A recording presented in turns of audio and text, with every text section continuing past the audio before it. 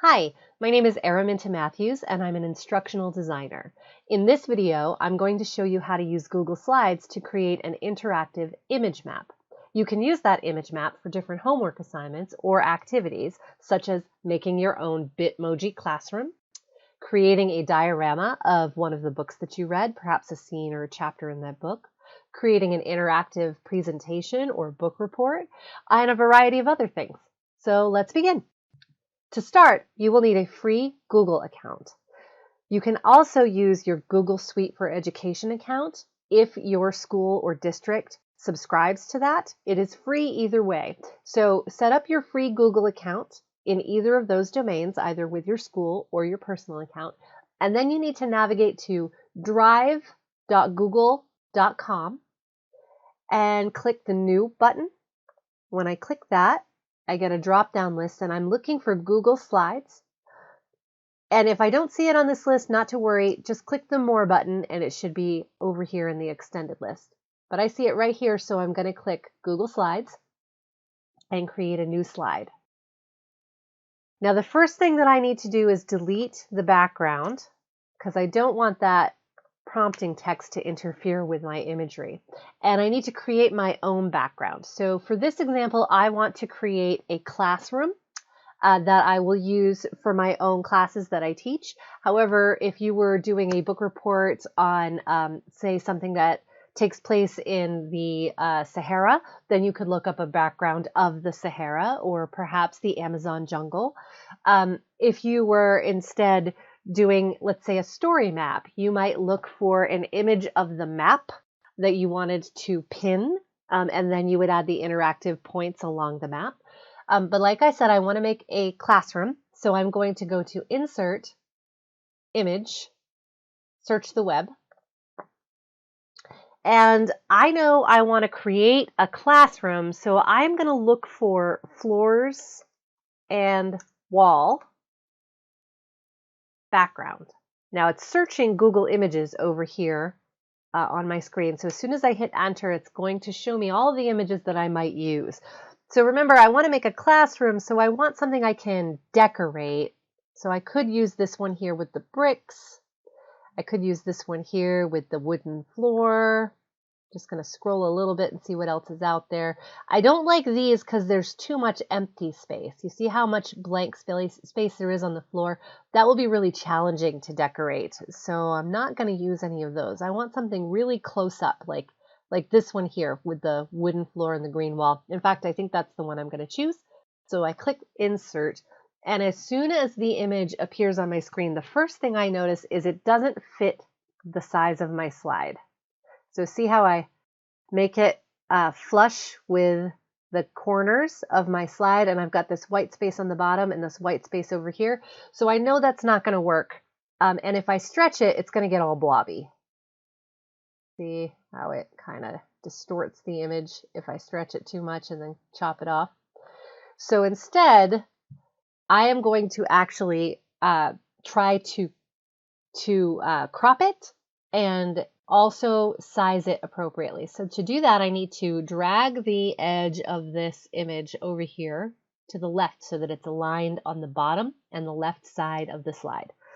Then I'm going to click the crop button and I'm going to drag the top because I feel like I can cut off some of that top wall without losing too much of the image. So I'm going to drag that down, we'll say to about there, and hit enter. And I know this isn't going to be exact because I've got more white space on the right. This is wider than I have white space on the top. This is more narrow. So I know I'm going to have to do some more adjustments, but I'm going to go ahead and grab this corner and drag it up until it's even with the top. And look at that, it's almost an exact fit. I have maybe 1/4 of an inch here left. So I'm actually going to crop one more time. I want to get this right. This time I'm going to take a little off the floor, just a little. Enter to crop. Then I grab the corner again, click and drag until that floor is even with the slide. And look at that, now it fills the whole slide with just a little bit of white space on the sides. So now I've got my background. Now I need to fill it with the objects or artifacts that I want to have in my image map. So I said this was a classroom, but let's imagine you were doing a diorama of a scene from one of your books. The first thing you want to think about is what that content should be so that when you make it interactive, it actually points to something meaningful. So, for example, let's say you were doing Romeo and Juliet and you chose the background to be the tomb in Romeo and Juliet. I might want to put an image of flowers on the scene, like laying on a grave, and then I would turn those flowers into a link that my teacher could click. And when they click on those flowers, it would pop up with a Google document that has a little description of how flowers were used in death ceremonies right around the time Romeo and Juliet was supposed to take place. That's one thing that I could do. But let's start by kind of mapping out the classroom, and then I'll show you more deeply how to make those interactive components. So I know I want my classroom to have a window.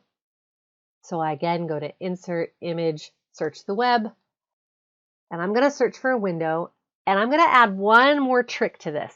I know that whatever I put into my image has to have a cut out background, a transparent background. Otherwise, it's just going to look weird. So to get something with a cut out background, it is more likely that I will find one if I search for a PNG file type. So I'm going to search for a window, PNG, and I should have added that I want a window with a view. I did not do that though, so I'm going to have to wait until I find one. Here's one. Let's see if that one will work. In the image over here, it's got black around the edge, so let's see. Nope. Well, this can work because I can crop it out. So I've got my window. It's an image of an orange tree, but I do need to crop it. So I click the crop button, and I'm going to crop right up to the edge of the window here on all sides because I don't want that black space messing up with the vibe of my classroom. So right up to the edge and enter to crop, and then I can slide it where I want. And that's a little big. Kind of shows I'm on the second floor here too because that's the top of a tree. So I'll put the window right there. And I'm just going to add a few more items to this classroom, and I'm going to do that on hyper speed, and we'll then make them interactive. So it's the same exact process to add anything to the classroom. It is Insert, Image, Search the Web, and then I search for the object that I want. And remember, PNG is more likely to have that background cut out. So I'm just going to go ahead and do that now.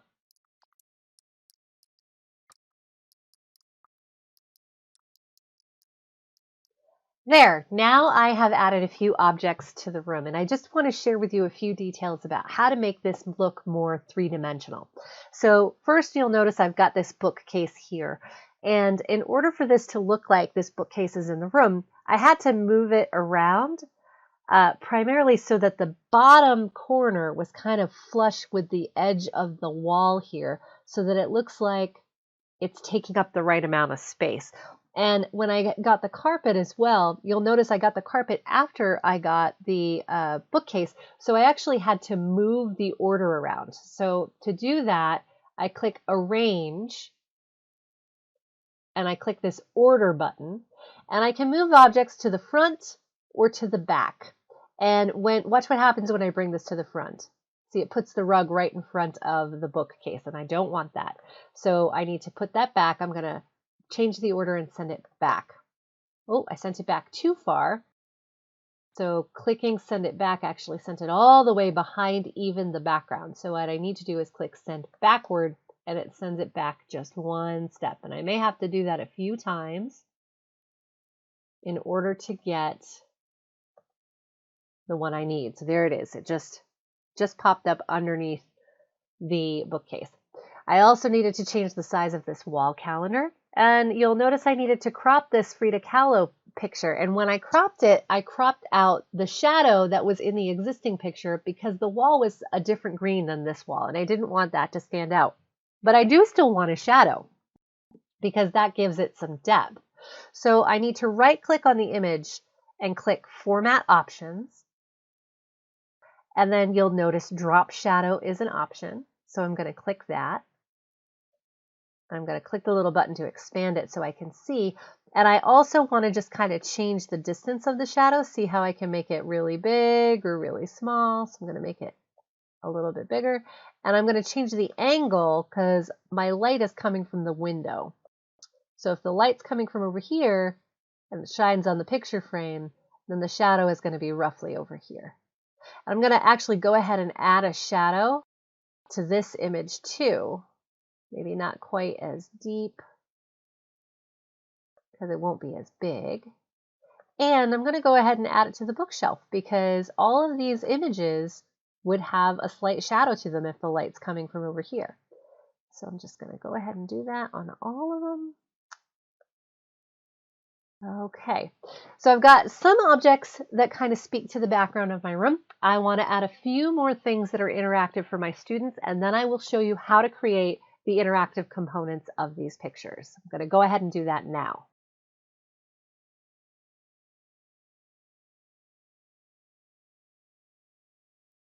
Okay, I've added a few elements, and now I want to make sure that some of those elements are clearer. So in this case, I'm putting a little sign that is intended to look handwritten and attached to the bookshelf here with turn in work. And I did that by inserting text box, creating the size of the text box, and then using the paint can to fill in the background of the text box. Then all I have to do is type into it and the content is there. But I'm going to go ahead and delete this one since this is the text box that I want. And I also really want to include a little arrow pointing down.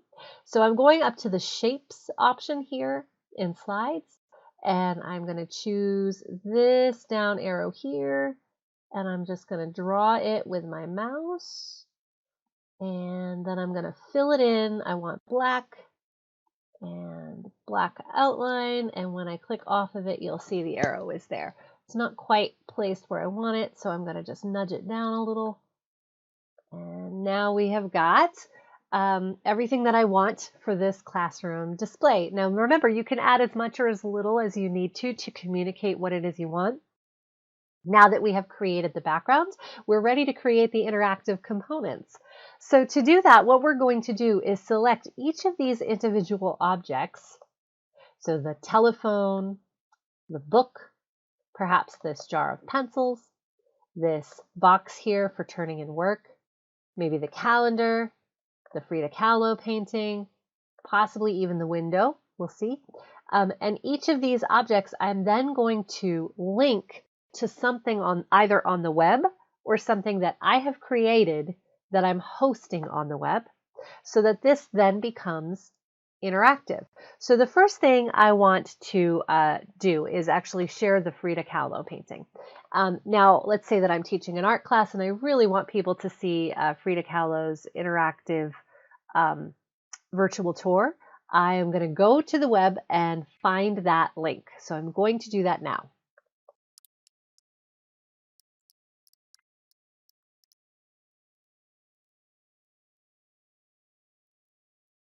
Okay, so I found the virtual tour of Frida Kahlo's estate, and it's pretty cool. It's I can actually walk this tour by using the arrows on the ground. So I can move 360 and navigate to any part of Frida Kahlo's estate to see like her bedroom, different paintings on the walls. It's like I'm actually there in real life. So what I'm going to do is copy the URL for this, Control C or Command C. Just get the URL right up here, just like you normally would. Go back to my slide, click on Frida Kahlo's painting, just making sure I've clicked. I can tell it's clicked because of the blue highlight. And now I'm going to click Insert Link. Control or Command V, which pastes the URL. Once I click Apply, now this is an interactive link. And whoever is looking at this object as soon as I make it public will be able to click that painting and be brought right to Frida Kahlo's interactive virtual tour, just like what we were seeing a moment ago. So the other things that I want to create are actually a bit more personal. I want to have a Dropbox where my students can turn in their work. And I want to have a way for students to contact me by calling me or instant messaging me. Now, all of those options I've predetermined, and that's why I've added those objects here. If you're doing a report, you may want all of your objects to be a different Google Drive document in a folder that you share. So I'm going to actually do all of these as a single Google Drive document so you can see what I mean. Let's begin. So the first thing I need to do is navigate again to drive.google.com and log in with my Google account, the one that I made at the beginning of this tutorial. And then I just need to click New. And I'm going to do Google Documents for this, but you could actually do any of these. You could do Google Sheets, Google Slides, Google Forms. I'm going to do Google Docs. And I'm going to create a new document. I'm going to give it a title. We're going to call it Turn Your Homework In Document. And I'm going to use this document to communicate with the people who are interacting with my slides. So if this was a diorama, I might write a paragraph here explaining what that object's significance is in the story I am producing.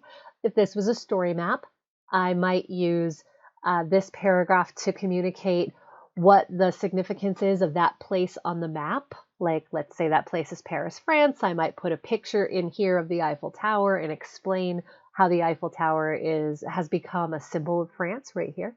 But I'm just going to add some text here about turning homework in. So I'm going to add some instructions now.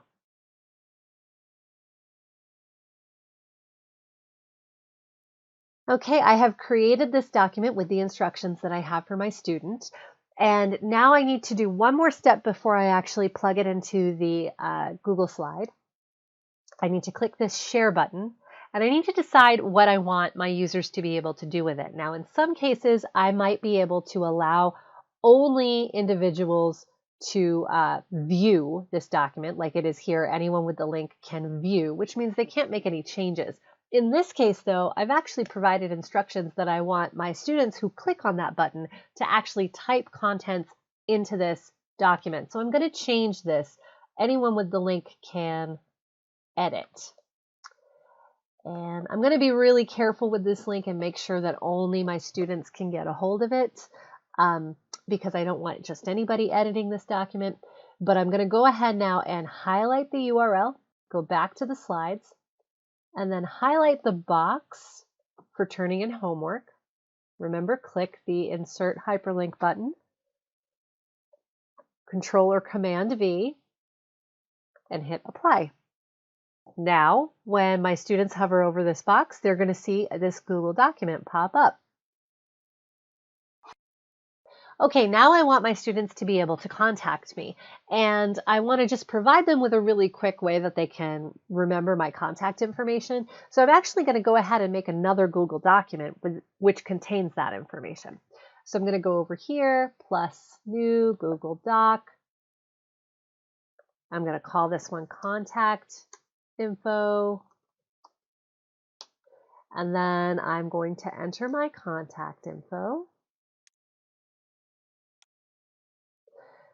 Okay, so now I've done the same thing that I did with the last document. I might want to decorate this a little bit, but it's got my phone number and my email. These are not real. And I'm going to click share. And the same thing as before, only this time I don't want my students to be able to edit it. So I'm just going to leave it as anyone with the link can view.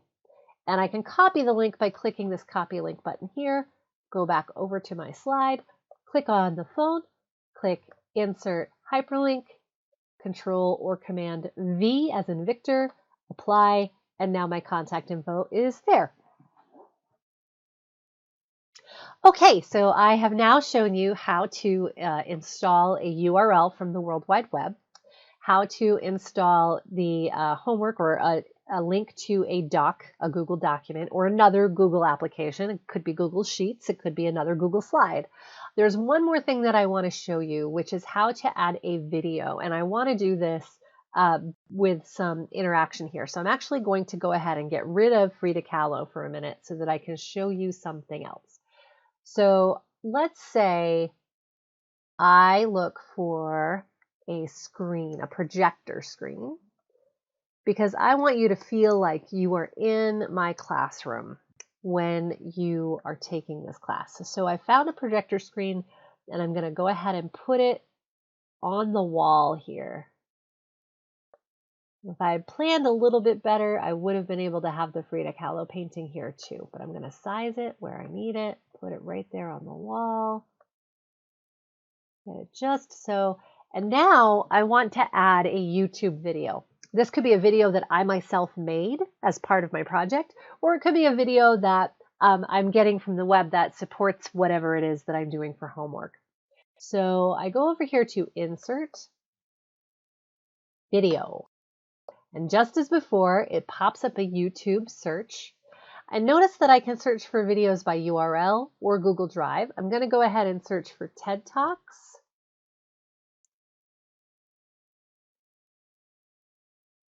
And I'm going to get this TED Talk, The Power of Introverts by Susan Cain. Click Select. And notice that it makes the video embedded directly on my screen. So now I just need to resize it so that it fits on the screen that I made. And then it feels to my students like it's being projected on the screen for them. So when a student then comes to my slide later, they can click this play button and watch the film. Okay, there's one last step. I have finished my image map. This is now an interactive image map. This is now an interactive image map, which I can use for dioramas, story maps, interactive Bitmoji classrooms, interactive presentations, a variety of things. Now I just need to make sure that anybody I want to be able to use this map can use it. So I need to go up here to share, and just as before, actually need to give it a presentation title. So I'm going to call this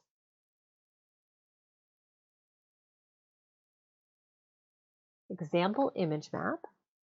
And then I just need to do just as I did before, which is to change how this is shared so that people can view it. And I don't want this to be public on the web, but I am going to go ahead and do that. So I do want anybody who comes to my class to be able to view it. So I actually am going to make this anyone with the link can view. And notice they actually have to have the link to view it, and I'm going to lock this behind authentication so that it's not just searchable on the web. They have to actually have the link to view it. So anyone with the link can view, and I click Done. And now I can embed this presentation into anything else, or I can grab the URL right up here and email that URL or post that URL to a discussion board, or send it to my instructor or my friends or my group mate or whoever else needs it, and they will be able to use the URL to see the image map that I made. So that's how you make an interactive image map using Google Slides and other Google Suite for Education applications. Thank you.